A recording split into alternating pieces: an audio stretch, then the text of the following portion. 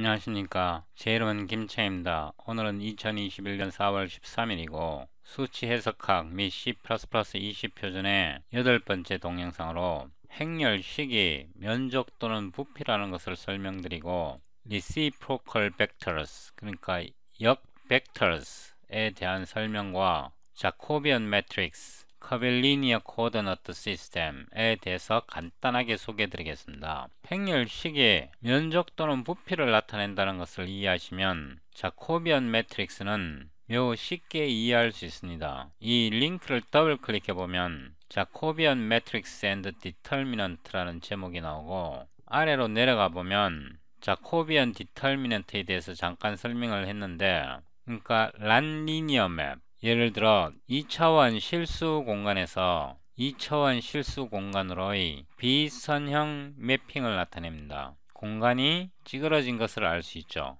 이 평면이 이렇게 찌그러진 것을 알 수 있죠. 이런 매핑은 란리니어 매핑입니다. 좀 더 내려가서 보면 극좌표에서 직교좌표계로 좌표계를 변환할 수 있습니다. 이때 이 두 관계식을 이용해서 자코비안 매트릭스를 만들고, 이 자코비안 매트릭스의 행렬식을 계산해 보면 값이 R이 나옵니다. R. 이 R에다 dr, d파이를 계산하면 이게 면적수가 됩니다. 이게 이중적분이니까. 조금 더 내려와 보면 이거는 구좌표계를 나타내는데, 구좌표계와 직교좌표계의 관계를 이용하고 이 관계에서 자코비안 매트릭스를 만들고, 이 자코비안 매트릭스의 행렬식을 만들어 계산을 하면 로의 제곱 사인 p 이런 관계식이 나오는데 이게 부피를 나타냅니다. 그래서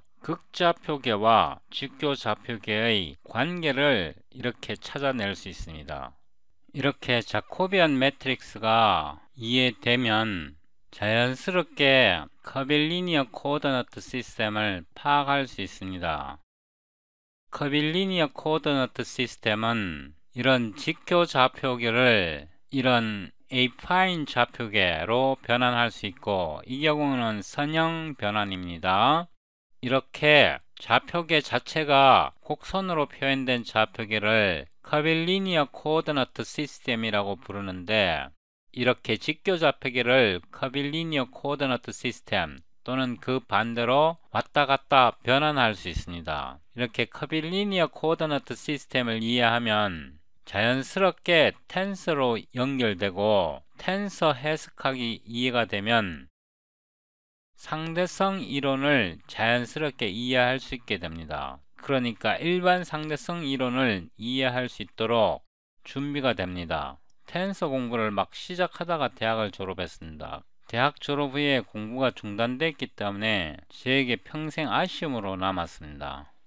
제가 벡터 A를 성분 표시로 A11I 더하기 A12J 이렇게 표시하겠습니다. 2차원 평면에서 이 벡터입니다. 그리고 B를 A21I 더하기 A22J 이렇게 표시하겠습니다. 우선 크로스 프로덕트의 정의에 따라 A 크로스 B는 A의 크기 곱하기 B의 크기 곱하기 사인 세타의 n, n은 단위 벡터입니다. 이렇게 표현이 되는데, 이거를 그림으로 나타내 보면 벡터 A가 여기에 있고 벡터 B가 여기에 있을 때 이 각은 세타이고 B 사인 세타에 해당하는 부분이 B의 끝점에서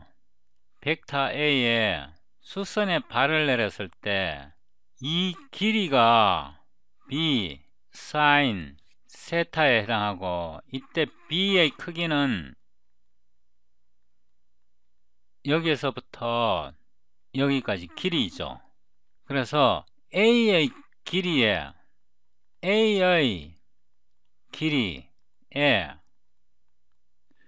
이 높이를 곱하면 평행사변형의 면적이 되는 거죠. 이 면적. 즉, 이 면적이 이 값이죠. 이때 이 방향 베타는 제외하고, 이거는 누구나 다 알고 있잖아요. 고등학교 때 배웠으니까. 그러면 그 교과서를 보면 A 크로스 B를 행렬식으로 I, J, K 이렇게 나타내고, 벡터 A에 해당하는 부분이 A11, A12, A13는 0이죠. 그죠? K 성분은 없으니까. B는 A21, A22, 빵 이렇게 되죠. 그죠? 여기서 이 벡터는 앞에 오는 벡터 A입니다. 이 순서를 유지시켜 줘야 돼요. 이 벡터는 뒤에 오는 벡터 B입니다. 그래서 이거를 계산할 때 이 부분을 이렇게 쫙 꺾고, 이 부분은 플러스 마이너스 플러스 이렇게 표시한 다음에 K를 여기다 쓰고, 요 K는 요 K를 나타내는 겁니다. 요 K. 그 다음에 괄호를 열고 요 행렬식을 계산하잖아요. 이렇게 행렬식을 이렇게 대각선으로 곱해서, 즉 A11 곱하기 A22, 그 다음에 이렇게 대각선으로 곱해서 마이너스를 붙이고 A12, A21 이렇게 나타내잖아요. 결국 이거는 뭐냐 그러면 이 벡터 A11, A12, 이 벡터 A21, A22의 행렬식이잖아요. 이 행렬의 계산값이 이거잖아요. 그리고 A 크로스 B에서 벡터 N, 이 벡터 N은 이 두 평면이 이루는 평면에 수직한, 이 면에 수직한 단위 벡터예요. 단위 벡터. 그리고 이거는 크기, 면적이 크기네요. 이 크기가 결국 이렇게 계산되고, 이것이 결국 2차 정방 행렬의, 이걸 행렬이라고 말하면 행렬의 디터미넌트가 되는 거죠. 행렬식. 그래서 면적이 이해가 되었죠. 수학책을 보면 크로스 프로덕트를 이렇게 항상 행렬식을 사용해서 설명이 되어 있는데, 이 방식을 사용하면 계산이 굉장히 더뎌요. 실수도 많이 일어나고. 예를 들어서 벡터 A를 AX, I, AY, J, AZ, K 이렇게 나타내보고, 벡터 B를 BX, I, BY, J, BZ, K 이렇게 나타냈을 때 대부분의 교과서에는 A 크로스 B를 I, J, K, AX, AY, AZ, BX, BY, BZ 이렇게 나타내서 계산을 하는데, 이 방식으로 계산을 하면 계산 실수가 많고 굉장히 더뎌요. 이렇게 하지 말고 여기에 좌표기를 이렇게 그려보면 X, Y, Z 이게 반시계 방향이잖아요. 이렇게. 그러니까 I, J, K 이렇게 반시계 방향으로 원을 그리세요. X, Y, Z. 다른 말로 I, J, K 반시계 방향, I, J를 곱하면 K가 나오고, J, K를 곱하면 I가 나오고, K, I를 곱하면 J가 나옵니다. 반대로 J, I를 곱하면 마이너스 K가 나오고, I, K를 곱하면 마이너스 J가 나오고, KJ를 곱하면 마이너스 I가 나옵니다. 즉 I 크로스 J는 K가 나오고, J 크로스 K는 I가 나오고, K 크로스 I는 J가 나오는데, 그러면 I 크로스 I는 I의 절대값 사인 각이 0이잖아요. 그러니까 이거는 0이 되는 겁니다. J 크로스 J도 J의 절대값은 1이고 사이 각이 0도니까 이것도 0이 되고, K 크로스 K도 같은 원리로 0이 됩니다. 물론 이것을 기억해야 합니다. 그 다음에 J 크로스 I는 마이너스 I 크로스 J랑 같고 결국 이거는 마이너스 K가 되는 거죠. 그러니까 J는 K가 나오는데 JI는 마이너스 K가 나오는 원리가 여기에서 나오는 겁니다.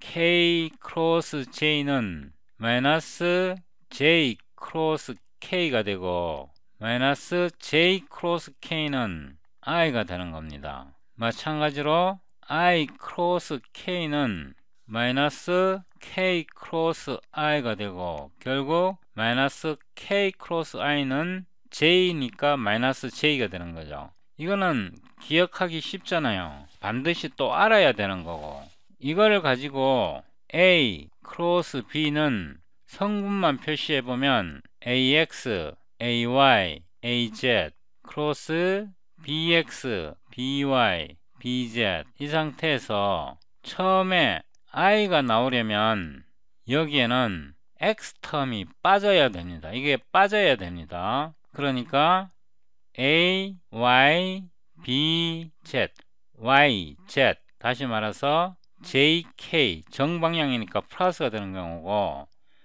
A, Z, B, Y 그러니까 K, J는 역방향이 되는 거니까 마이너스가 되는 경우죠. 같은 원리로 이번에는 J가 나와야 되고 J가 나오니까 여기는 Y 텀이 빠지는 경우죠. 그러니까 A, Z, B, X ZX는 K, I니까 정방향이니까 플러스죠. 여기는 A, X, B, Z 이거는 I, K니까 이건 역방향이잖아요. 그러니까 여기는 마이너스가 와야 되죠. 플러스 이번에는 K가 오게 되면 여기에는 Z이 빠져야 되죠. 이 Z탕이 빠져야 되죠. 그러니까 A, X, B, Y 이거는 I, J의 방향이니까 정방향이고 A, Y, B, X 이거는 J, I에 해당하니까 역방향이니까 마이너스 이렇게 되는 경우죠. 이거를 외울 필요는 없어요. 이거를 왜 외워요? 그냥 외워져야 되는 거예요. 이거는 외우는 게 아니고 식이 나오면 자동으로 이렇게 연습을 조금만 하면 이게 자동으로 줄줄 나와요. 실수 없이. 근데 이렇게 하면 실수 일어날 가능성이 굉장히 많아요. 제가 이 부분까지 설명하고 너무 졸려서 자고 일어났더니 정신이 맑아졌습니다. 이 앞부분은 항상 정방향이에요. 항상 정방향. 왜냐하면 플러스가 나오려고 그러면 IJ가 곱해지고 JK가 곱해지고 KI가 곱해지고 다른 말로 XY가 곱해지고 YZ이 곱해지고 ZX 방향으로 곱해져야 되니까 그래야 항상 플러스가 나오고 이 뒷부분은 항상 역방향이 나와야 돼요.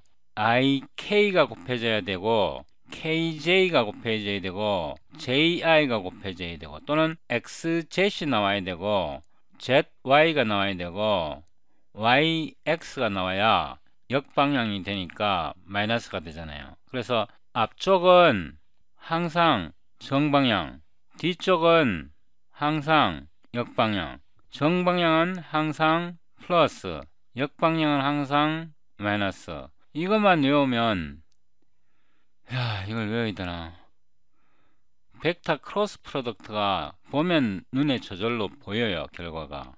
그 다음에 이거를 위로 스크롤 해보면 제가 책에서 스캔해서 여기다 올렸는데 이거를 트리플 프로덕트라 그러거든요. 여기 트리플 프로덕트라고 적혀 있네요. 이전 동영상에서 트리플 프로덕트가 행렬식을 이루고 이 행렬식이 벡터 A, B, C가 구성하는 평행 육면체의 부피라고 말씀드렸죠. 이 부피가 된다는 것을 이해하는 것은 굉장히 중요하고요.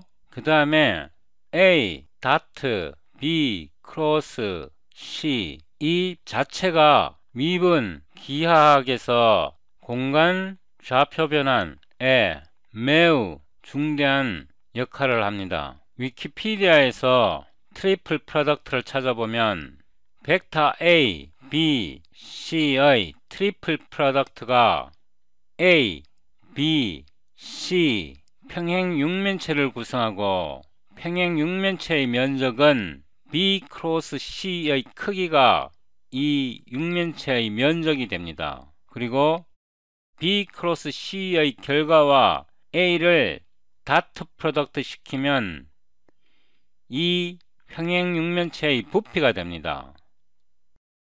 저의 원래 계획은 벡터 A, B, C가 주어졌을 때 역벡터 A', B', C'을 만들면 직교좌표계의 벡터 R을 새로운 벡터 A, B, C로 성분별로 변환할 수 있다는 것을 설명하고 싶었습니다. 근데 이번 동영상이 너무 길어져서 이 부분은 다음 동영상에서 설명드리겠습니다.